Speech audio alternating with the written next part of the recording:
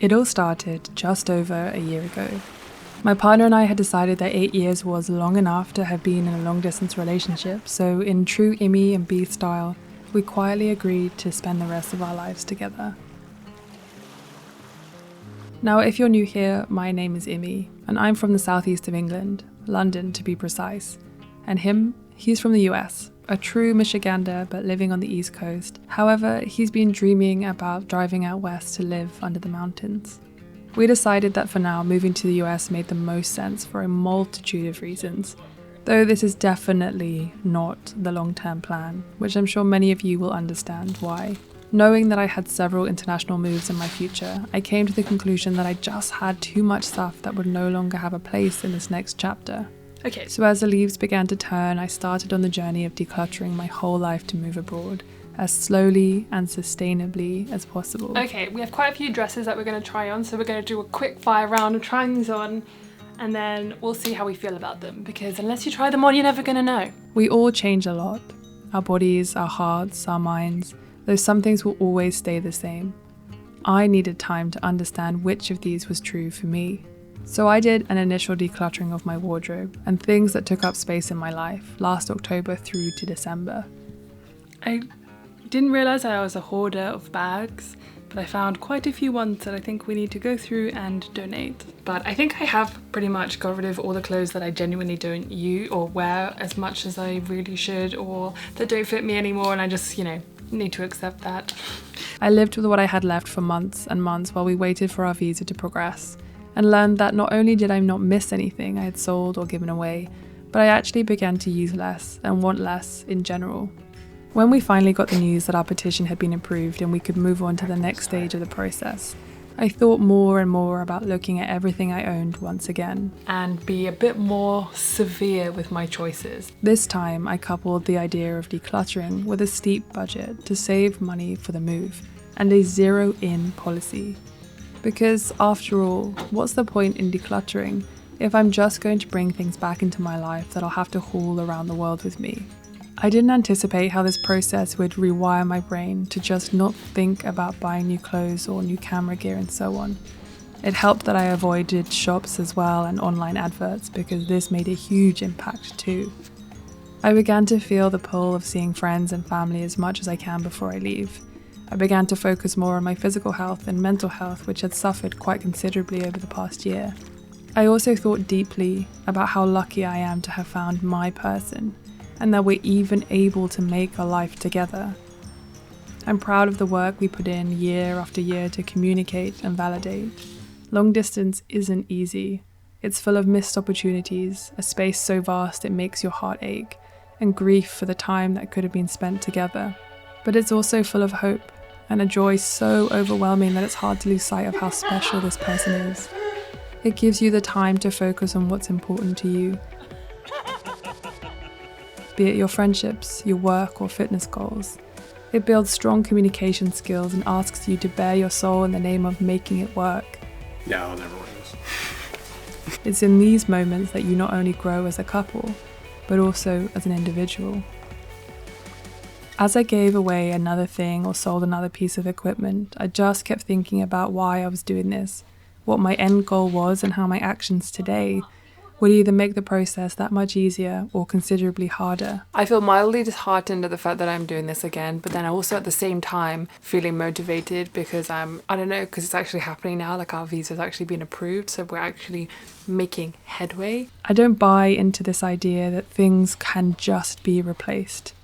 I've also been thinking about my bike a lot. A couple of people said I should just leave it or sell it here and then buy a new one. But it's a very, very sentimental bike. It got me to my first job. It got me to my second job. It was my dad's bike. But that's just one of the things that I'm just not sure I want to leave behind. It feels uncomfortable, especially in the current climate, to just get rid of things that I will need but don't want to transport overseas and will therefore have to repurchase. When I buy something, it's because I know it will enable me to do something or be someone I love. So while I took a bordering on extreme approach to this decluttering process, I never felt guilty for keeping a book I just love, or a box of cards that will remind me of home and my best friends, or my bike, though worthless, to me is irreplaceable. Okay, I guess we are being cutthroat for the rest of this entire process. I want to say thank you to all of you who commented on my last video, because sharing your experience of moving, and those of you who are currently moving, have just moved, has been enlightening and incredibly helpful for me. So I just want to say a massive thank you, because it really showed me that things are not the most important thing to bring with me. Of course, it's important to have the clothes that I love and I value, and to bring the things that I am always, the bird. I've been going back and forth over the last couple of weeks since my last sort of decluttering and starting that process all over again on some of the things that I talked about in my last video, whether I wanted to keep them, whether I wanted to sell them, and I think I finally come to some conclusion on some of them. Firstly is my bike. I did a lot of research on the area that we are perhaps intending to move to, or probably going to move to. And finding a bike is actually really easy, but the prices are astronomical. And it would actually be cheaper for me to ship my bike or to bring it with me on the plane when I do eventually move than to buy another one. I'm willing to do that because I love my bike. It's a sentimental thing. It's incredibly, I just love it, okay? I just love my bike. And it makes financial sense to just simply bring it with me, and sustainability sense and minimalism. You know, all of those things packed into one. So my partner is actually leaving on Thursday. Today is Monday, and he's leaving Thursday morning. So I have the next 3 days to decide what's going to go with him and what's going to stay here and what's going to go to the charity shop and be sold, and so on. So one of the reasons why I've chosen to pay for an extra suitcase for him to take home with him now is because it's more affordable than shipping, and it gives me an idea of the things that I definitely want to take with me and prioritize those things. And then it means that when I do move there, I'll have less to take with me. So he's only going to take one suitcase, and it's going to be mostly clothes and some things that I just am not going to use until the sort of colder months. I've already been through all of those clothes, but again, after reading all of your comments on the last video, taking the things that matter the most is what is the most important. And everything else are just things. And I don't want to be taking a lot of stuff with me into this sort of next chapter, the start of something new. Okay, I'm going to go get the suitcase and I'm going to get the clothes, and we're going to go through everything again and vacuum pack the ones. I'm going to be a bit more cutthroat.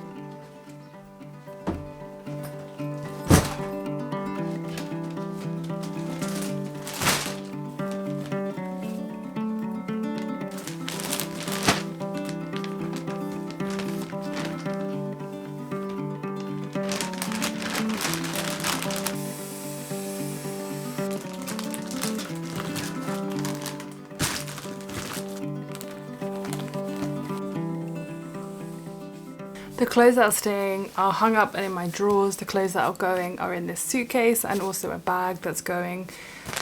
Next, we're looking at books. I have already decluttered most of my books. I've donated several to local libraries and other places. I have sold quite a lot of books as well. This is kind of a pile of books that I'm halfway through, or I'm almost finished, or I will dip into every now and again, and then I want to keep, or that I haven't read yet. So I'm going to go through these and realistically look at the ones that I am not going to finish and donate those ones or give them to friends and stuff like that. Ones that I have read but probably won't read again, I'm going to donate those as well. You might be thinking, why is she even taking any books with her in the first place? And it's because there are so many books that I dip back into and that I love, and I want to take them and I want to keep them forever. Books are sacred to me. The ones I'm going to keep are the ones that truly have made a difference in my life and that I go back to, and the ones that I'm getting rid of obviously haven't. Or actually, it's not that they haven't made an impact in my life, is that I'm just not going to read them again, and I'm not going to look at them and be like, oh yeah,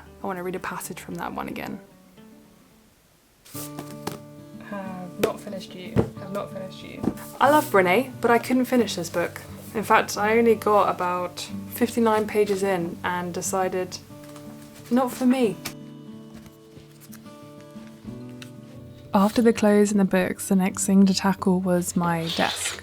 I have a lot of little things like stationery that I have in these boxes, but these boxes, they really don't need to come with me. So I'm going through everything to make sure that there's nothing in here that really doesn't need to be coming. I'm going to go through all the coins that I have of various different currencies, make sure I have all the paperwork that's essential to take with me, and just get rid of the paperwork that doesn't really need to come with me anymore. Tomorrow I'm going to be going through everything else that I have, the rest of my camera gear and all the little bits and pieces that go with that, all the kind of crockery or little things that I have specifically bought for filming or just accumulated nice things for my kitchen over the years. There will be nothing that's that big that's coming, just a few things that I use all the time and I wouldn't dream of leaving behind. So that's tomorrow. I can't actually believe that we're coming to the end of this entire process. If you're new here and you haven't seen my previous series on decluttering to move abroad, one of the biggest reasons why I wanted to do this slowly is because I wanted to do it as sustainably as possible and make sure that I'm not sending anything to landfill, or if I have to, as little or as few things as possible. Sustainability is really important to me. I want to play my part and I want to do the best that I can. And I want this decluttering process to really show me that I need fewer things and to not keep this cycle of buying and decluttering going. I really want to be able to just be content with what I have and stop always searching for those, that perfect camera for this perfect shot or this perfect dress to make me feel like I don't need to be socially awkward because I look good at a certain event. The whole point of decluttering is so that I can really only take what matters really and truly to me into this new life with my partner where we're creating a life together. I also just don't want to have a ton of stuff that I have to bring in and that, he'll have to make space for, because I know that he does not have as much stuff as me. So the clothes are done, the books are done. There's just one thing left to do, and I'm going to show you in the next room. I've decluttered a lot of the extra stuff, so I want to show you what I'm taking and tell you why, and then show you the one pile of stuff that I haven't quite got to yet, and I think we all know that it's going to be camera stuff. What you see in front of you is everything that I have left. A lot of stuff that I have already gone through.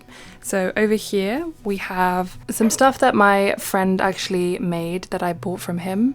Some like cups and stuff that I did use to film, but I actually do use these for drinking a like espresso or a small coffee, and then this is for like milk, but obviously it looks very nice when I'm filming. And then my friend Andrea, she also made these, which I think were hilarious, and I use these all the time to have like little bits in and different like SD cards and stuff, so those are all coming with me. And then we have some clean canteen stuff. We've got some like lunchbox type things, my other water bottle and one of these containers. These are definitely coming with me. I love that stuff. And then over here we actually have a lot of my camping stuff. So in terms of camping stuff, I have my...